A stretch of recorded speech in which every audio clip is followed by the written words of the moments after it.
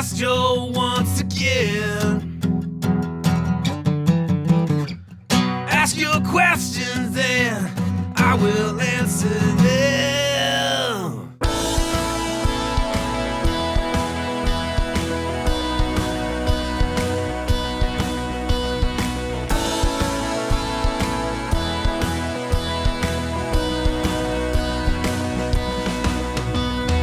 Off to a rough start today, but I will say thank you to those in the live chat. That Dave Grohl idea was super fun. Now I want to do an entire Dave Grohl thing.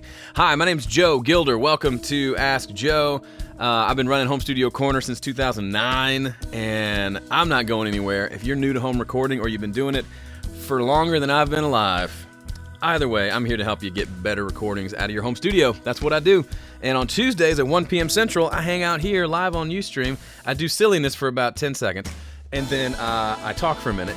Then I answer your questions for a really long time. And if you're here live, I even answer more of your questions after the stream is over. So make it a part of your weekly routine to come hang out with me. You can see how I mess up the intro like 18 times and then we start. I think it's fun, but anyway.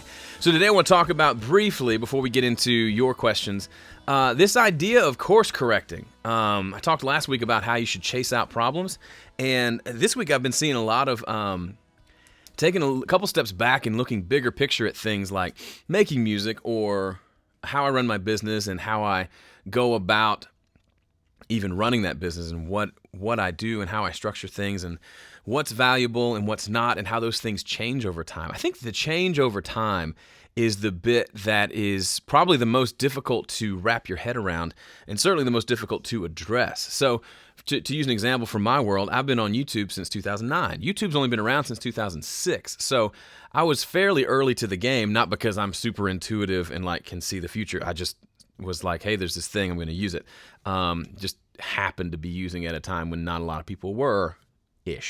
And it's a different world now. So what I used to do in 2009 that was maybe valuable for people, in some ways is still valuable, but it changes over time, right? There wasn't even the technology to do live streaming in 2009 in any sort of way that was actually usable, and now there is. And so I'm finding new ways to connect with my audience, to find ways to make value and find ways to provide enough value that I get paid for, if that makes sense. I know people don't like to talk about money, that's gross, but that's a part of what we're trying to do. Like if we're going to release music, we want to do it in a way that can maybe generate an income, or at least a lot of us do. And if your goal isn't to make an income, your goal is to have people listen. And that requires you to, in some ways, in a lot of ways, to be a salesperson. You got to be a salesman, saleswoman. You got to find ways to convince people to invest at least their time, if not their money, then at least their time to listen to your stuff. Just the fact that it's free is no longer cool anymore. I remember stories of years back when Derek Webb started Noise Trade. It was before that. He was on a record label and he said, hey, let me just give this record away for free in exchange for an email address. And at the time, this was years ago, that was revolutionary. And they got a huge response out of it, and that he kind of leveraged that into that Noise Trade website, which was, for a long time, was just a way to give away music for free in exchange for an email address. Well, now, with things like Spotify and Apple Music, and all the other Deezer, I saw that one, I don't know what that is. There are lots of ways to listen to music for free. So if I'm over here saying, I really want you to give me something in exchange for my music, I want you to give me your email address and I'll give you a free download. A lot of people, myself included, don't have time for free downloads. Honestly, I don't want to download it and then figure out how to sync it to my phone so I can listen. If you said, hey, it's over in Apple Music, then I'll go look you up and I'll listen. So, I mean, you're wanting me to exchange my email address to then go do extra work to listen to your music. You're making it too hard for me to listen to your music. Versus saying, hey, go here. You already have it on your phone. I'm right there. It'll take you 2 seconds and you can listen. Now, you may think that's not fair. You may think that's not the way it should be. You may think years ago when people were selling vinyl, people were willing to pay for it. Whatever. Sure, that's the way it was. It's not the way it is now. And so if there's someone over here who says, I'm going to insist on selling my music, and someone over here says, I'm giving it away for free. Okay, better example. Let's say Joe Gilder over here says, my music, I put my heart and soul and money into it. I am going to sell it. That's fine. I have the right to do that, to say I'm only going to make it available after purchase. Dave Grohl over here says, I'm giving all my music away for free. It's available on Spotify and iTunes. I'll also sell copies and special versions and all that, but the music itself is out there for everyone. If I'm going to say, hey, I'm not going to put my music up there, I'm going to make you pay for it, and Dave friggin' Grohl is going to let you listen to his album for free, isn't it interesting? It's kind of like I'm saying my stuff is better than Dave Grohl's. That's not the way it is. If anything, you could flip it around. Dave Grohl could charge for his music and not stream any of it for free, and I could give it away for free. But it's the other way around, and that should make you think. Boom.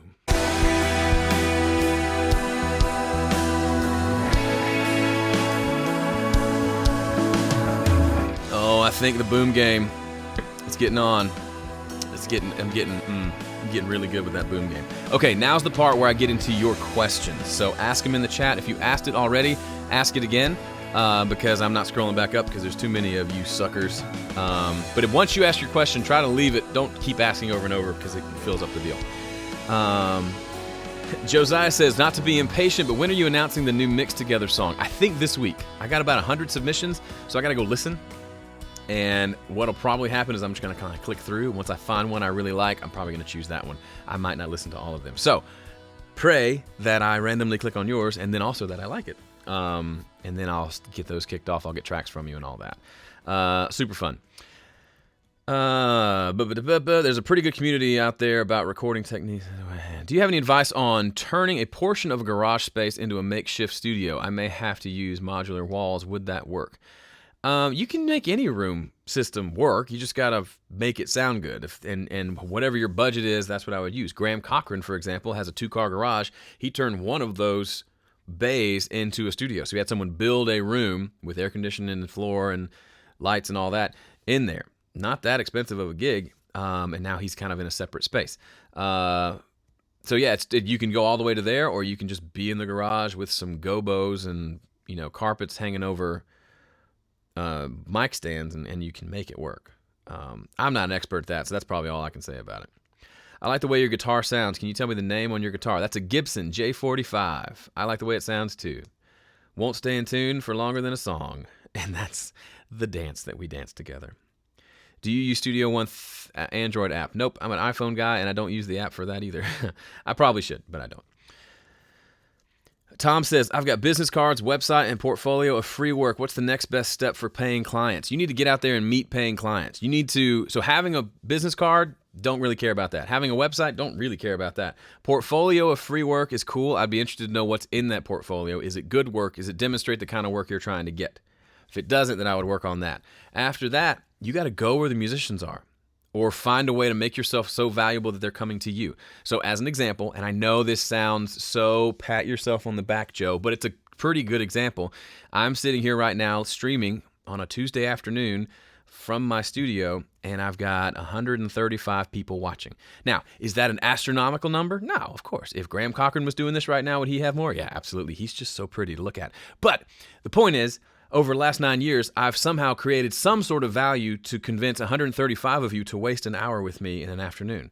And then of that 135, I know Ben and Caitlin from Homestead Collective are here. They've actually hired me to do work for them before on multiple occasions.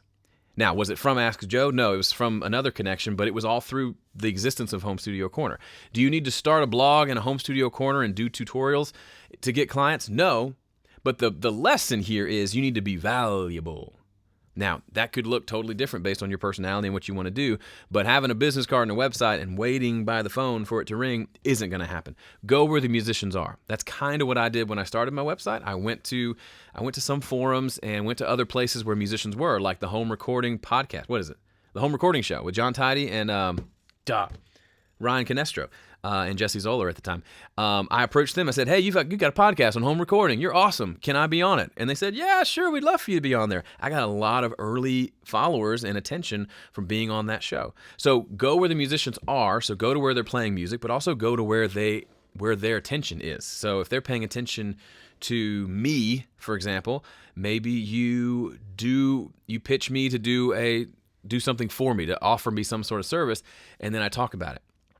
Now, if you're going to send it to me, there's a good chance I'm going to say no. So that's fine too. You got to do that about 100 times before you get something that maybe turns into something real. So I don't know. I think I think the value is the name of the game. If you become valuable, then there will be ways, you'll start to discover ways to make money on being valuable.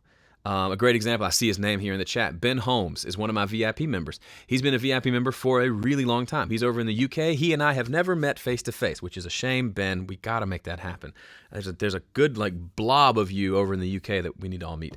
Anyway, but Ben has been a VIP member, and then he hired me to critique a lot of his songs as he was working on them and releasing a bunch of music. So we got to know each other a little bit better.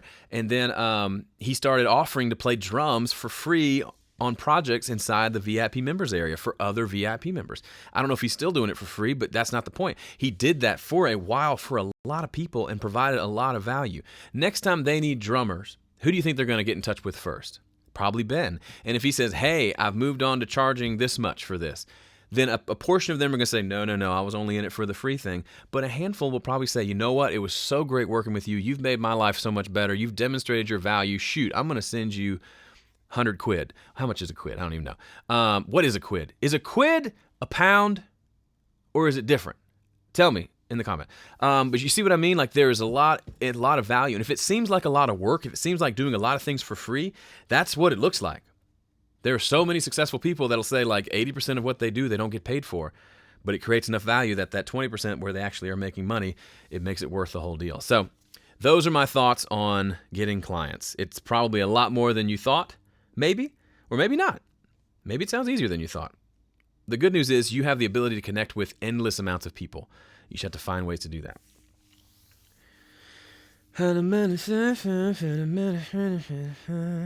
Any recommendations on recording strings? Cello, violin, mainly.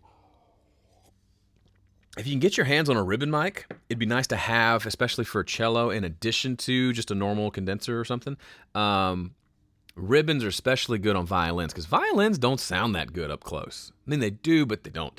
So that kind of helps cut down the harshness because it's a darker sounding mic. Otherwise, just spend a good amount of time on placement. Try to capture, don't try to get it too close where all you get is that hissy sound of the bow on the strings, but not so far that you get a lot of room sound. And multiple mics might be your friend, so you can try a couple different options after the fact. Those are a few things I like to try. At what stage do you send your mixes to the clients that you're mixing for their approval? Good question. So usually it's just I get done with mix one. So mix one isn't like a half mix. It's like they could write back and say, this is great, call it done. And I say, great, it really is done. In the past, I've done mixes where here's mix one and I'm not really finished. I know there's like 4 or 5 things I need to address, but I go ahead and send it. It never works out super well because they come back saying, whoa, this doesn't feel done, this and this and this. So what I really meant to say was, hey, here's just the direction I'm going, give me some feedback, and then I'll go finish the mix, but I pitched it as a mix one. So there are times where if you're going on a tangent and you're doing something really different than what they sent you, and you're not sure they're going to like it, there are times where I'll stop and send what I've worked on, say, hey, this isn't finished, but this is the idea, the direction I'm going. What do you think about that? And get feedback. That can be nice. But generally, most of the time, I just work on it until my mix is done. Then I send it. They have revisions. We do 3 rounds of revisions if they need it, and then we're done. How do you get that BG sound on your vocals? I didn't know I had that BG sound, so you may have to be a little more specific. Because I don't know what you're saying. Who are your recording engineer greats that you learn from, and also what are your singing influences? I don't study a lot of the recording greats. I just kind of listen to music and then get ideas from it. I couldn't tell you who produced it or engineered it. I probably should be able to. I just don't. Singing influences, probably a lot of Stephen Curtis Chapman growing up. I tend to sing like him sometimes. Also Jeff Buckley. I don't sing like him, but man, that dude had some pipes on him, and I love it. Says Joe, what are your thoughts on Mason Ramsey? I've heard about the Walmart Yodel kid, but I haven't seen him. I think he's grabbing attention right now, and if he's smart, he will leverage that into more attention and create a career for himself. And I hope his parents are smart with the money stuff, because that much money at that little age, I know he doesn't have millions, but that can be a lot. So other than that, I have no clue. I've actually not heard the kid. Okay, so a quid is £1. All right, so why don't you just say pound? I guess like dollar and buck. It's $10. $10. Okay, I'm with you. Can I send you a song of mine and you redo the vocals? I am certainly open to it. Go to my contact page or just email me, Joe at Home Studio Corner. We can talk about the project. I want to take a listen to it first. but then I can send you a quote.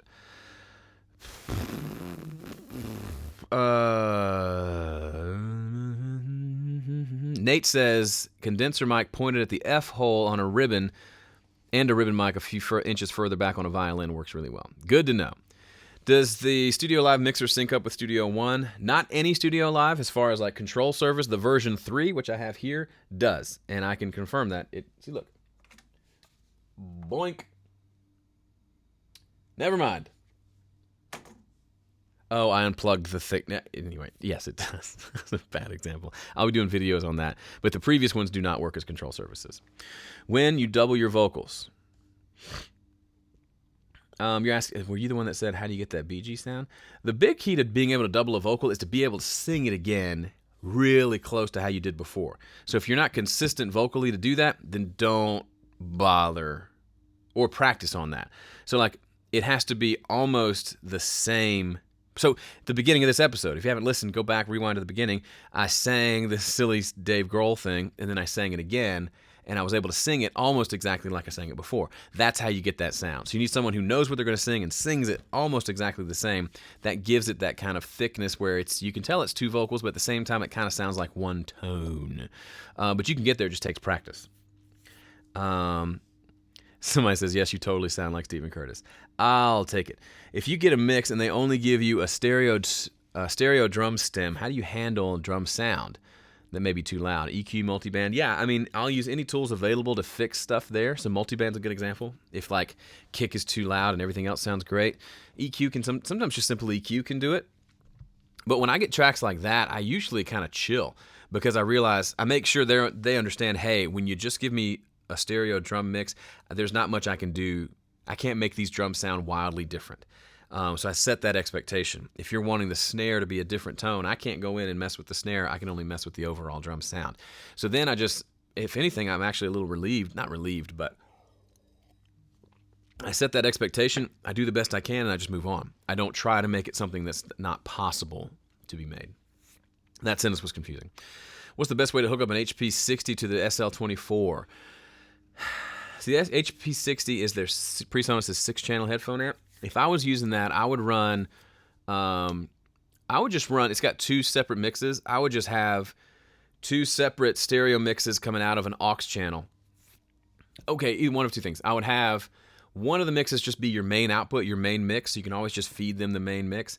And then the other one would be like a customized mix. Or if I didn't do that, I'd have both sets of mixes be two different headphone mixes. So I could have one for the drummer, one for the bass player, or one for drums and bass and one for everyone else, and then they can blend between the two mixes if they want more drums and bass. Or maybe one just has drums and bass and one has everything else, and they can blend between the two. So you're not having to do quite as much headphone customized mixing on the fly. But yeah, I don't know. I'd probably try it that way and then realize I didn't like it and then move on. How do you like the fader port? I love it. I use it all the time, specifically for transport and having the fader control. Now that this does some of that, I can see myself not using this as much. Although the fader port has rewind buttons that I use a lot when I'm recording. I'll stop recording, rewind a couple bars, and hit record again. There's no rewind on the Studio Live button, so that one thing keeps me using the other one. Of course, you can use a keyboard shortcut to do that as well. Hey Joe, I find it hard singing in tune when wearing headphones. Okay, when not. Any tips on overcoming this? Most likely, Paul, your problem is, and this was me, first time I ever sang with in-ear monitors, I got done at the rehearsal and the person in charge said, hey, could you hear yourself? I had no idea I was singing off pitch and apparently it was bad, and that's just embarrassing. The thing as a mix engineer that makes it hard especially is you're hearing it and you want to put the vocal in your vocal mix. You want your vocal level to sit in the mix like you're used to it sitting in a normal mix. That's not loud enough to be able to hear the pitch, I found. The vocal needs to be louder than everything else, like pretty loud. So the options are turn everything else down, turn the vocal up, or both. It should be not painful, just it should be a lot louder. If anything, the music should be quieter than you're used to listening, and the vocal should be at a nice loud level. Then you'll be able to hear yourself better. That's the only way I've been able to do it. Obviously, taking one ear off, using open back headphones, things like that can help as well. But getting the headphone mix is probably best. If I'm working with a musician and they're singing and I hear them getting off pitch, I won't tell them, but I'll just push up the volume of their vocal in their headphone mix. And usually that solves the problem. If they're singing too timid, I'll I'll sometimes pull it back, so they have to sing a little bit louder. So there's lots of tricks you can do with just the level of the vocal, but those are things I've done to improve my pitch when singing with headphones. It's a grind, and it takes a lot of practice. It's not going to happen overnight, but keep practicing it. On your 11 rack, do you use the XLR or the SPDIF out? XLR. I just go analog out of that sucker. Brian K. Moore, you are the man. He said I'm the man. That's nice. Any tips on lead vocal treatment in general? How you approach them to make them sit perfectly in the mix? In general, if the vocal sounds good to begin with, I'll compress it first with like an 1176 if I want an aggressive sound. Then I'll EQ out some of the rumble if there's like a little bit of muddiness and things like that. That's my general approach. I know it's very simple. The bigger approach is make sure the recording sounds awesome. Then the mix gets really easy. Not really easy, but that's a step. How do you get a vocalist in the right frame of mind when recording a lead vocal? Prior to putting on the headphones and stepping in, when I hit record, I tense up and choke.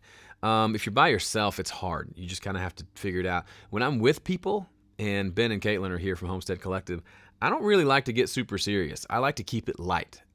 Now, with some people that maybe doesn't work, but I like joking around, like, silly voices, making jokes between takes. If they make a funny sound, like, just be like, well, that was funny, like, not embarrassing, not like tearing them down, but just lighthearted. I feel like when you're smiling and you're relaxed and if I mess this up, we'll just say, oh, that wasn't great, let's do it again. There's way less pressure. Also, make sure the musicians aren't on the clock. If they know they've got to be done or they're going to pay you more, that doesn't help either. Franco says, hey, Joe, thanks for making this live video. You're welcome. I'm mixing an album right now. All the instruments in my mix are sounding great, but I need to sacrifice some of the frequencies to let the mix breathe. Do you think volume is more important than EQ? I don't really understand the question. If it's sounding great, I don't think you need to do anything. So you said it's sounding great, but you need to let the mix breathe. I don't know what that means. It could mean everything's just too loud and the compressor's working too hard. If that's the case, just, turn everything down or dial back the compressor. But otherwise, I don't know what letting a mix breathe means. If it's the kind of thing you heard someone say and you think you need to do it because they said it, I'd say don't. Just do what sounds good to you. I don't really know what that means. Can you recommend an analog mixer with a maximum budget of $230? Nope. Sorry, I don't know gear. I really don't. Call Sweetwater. They will give you tons of options. How do you actually use or apply flangers and other plugins or the like? All I ever find is how to use reverb and delay. Well, the reason is most of the time, most folks are only using reverb and delay. Flangers, I'll use occasionally on like a cool background vocal part or something where I'm trying to create a cool effect, but having it on something prominent is just straight 80s. So a lot of those effects, chorus, flanger, those can be cool, but for the most part, when I hear them used, especially for people getting into audio, they sound super cheesy. So that's part of why I don't use them. Cat at the door. What? Is there a cat? There was a cat last episode. Joe, your thumbnail looks like you have a lock of flowing black hair. I don't know what. Y'all are losing me. 1176. How do you set that up, and do you use it with other VSTs? How do I set it up? I don't know. I turn it up till there's an amount of compression I like, and then I adjust the output. I don't know. There's not a lot of settings on 1176. The attack and release times are pretty fast regardless of where you set it. So, yeah, I don't. Oh, you mean my hood? Yeah, that was a silly picture. All right, let me see if I found any questions that I missed. This is from Jake. It says, Joe, when you're arranging overdubs for a song you've written, do you play each instrument all the way through or write parts for individual sections? So, yeah, that's a good question. A lot of it is feel. So if I'm recording an acoustic kind of thing, I know it's going to have the acoustic guitar all the way through.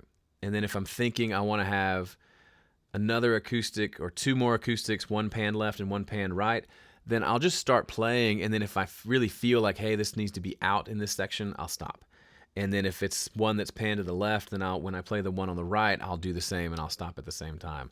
A lot of it's feel. I like to have a general idea and then just play and let musicianship actually play a part as well, so it's not completely planned out.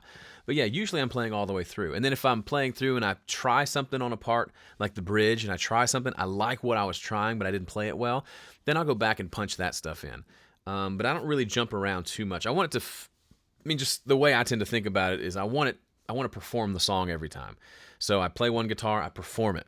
and then I play another guitar and I perform it. And then when I'm singing the vocal, I want to sing it all the way through usually. There's nothing wrong with singing the choruses and then singing the verses. It just feels more disconnected to me. I'd rather perform the song. And if I'm going to be performing this in front of people in the real world, I can't say, hello, thank you for coming to my concert. I'm going to sing the choruses first, and then I'm going to go back and sing the verses. Thanks for watching. You know, it just doesn't work that way. So I kind of like to treat it as much like a live performance while still taking advantage of all the technology we have. I don't have to sing and play guitar to capture it now, right? I can play the guitar first, really focus on that. Then I can focus on the singing. And yes, I could sing every word separately and then piece them together, but that wouldn't be very musical, right? What is that mixer under the iMac? This is the PreSonus Audio Studio Live Series 3. It's the 24 channel. Do you have a favorite multi-pattern large diaphragm condenser you would recommend? I really like the, I don't have one out. It's over there. Hold on. Hold on. Hold on. Hold on.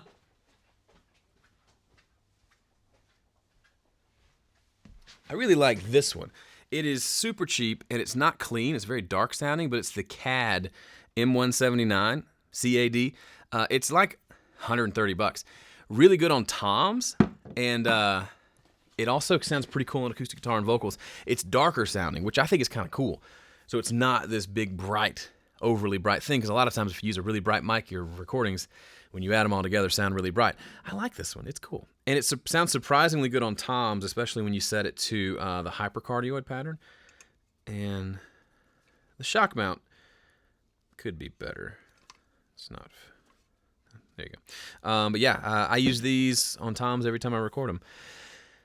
Joe, did PreSonus release the update? Yes, they did. Go check out their website or update your thingamajig. What would be your advice, this is from Ori, to those who want to reach out to record labels? How to come off appropriate rather than abrasive, or if you think the idea of the record label is being left in the past. I mean, I guess I would want to know why are you reaching out to the record label? I mean, even in the old days when record labels were thriving, you didn't just typically walk up to the record label.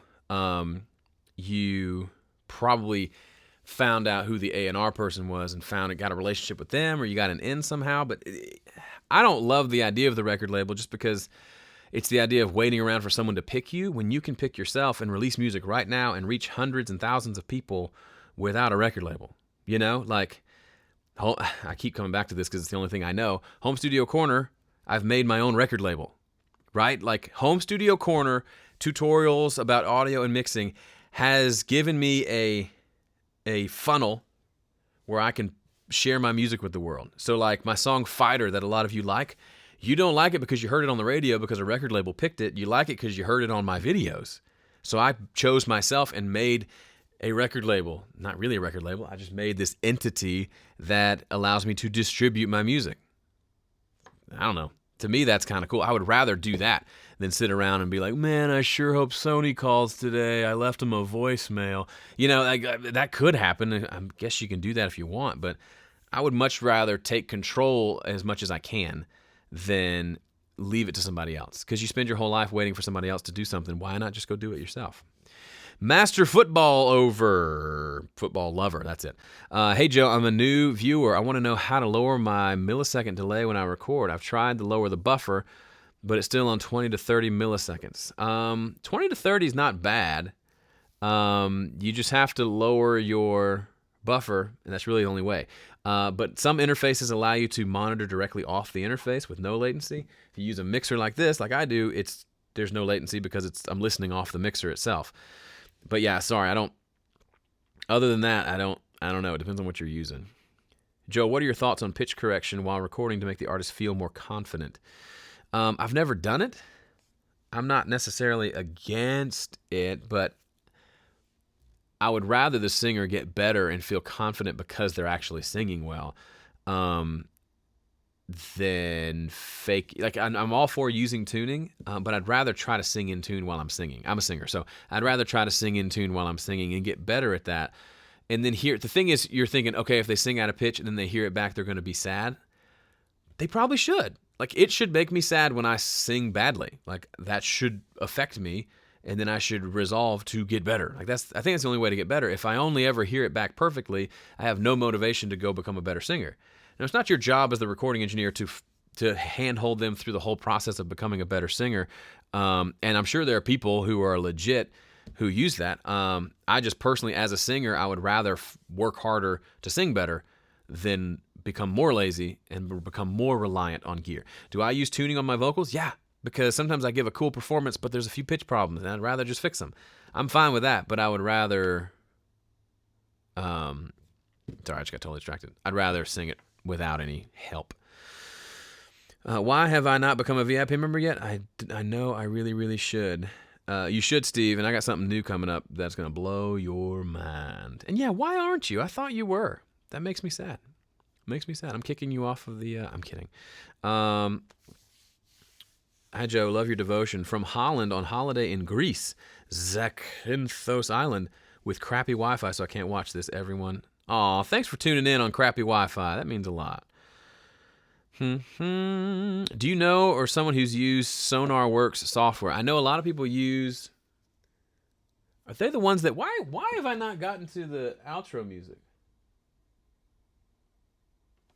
Did you all hear the outro music come through? That's so weird. I just was blowing right through. Okay, I'll answer this question and then we'll call it a day. This is hilarious.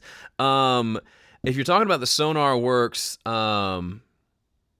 that's so weird that it didn't happen. It's right there, like in.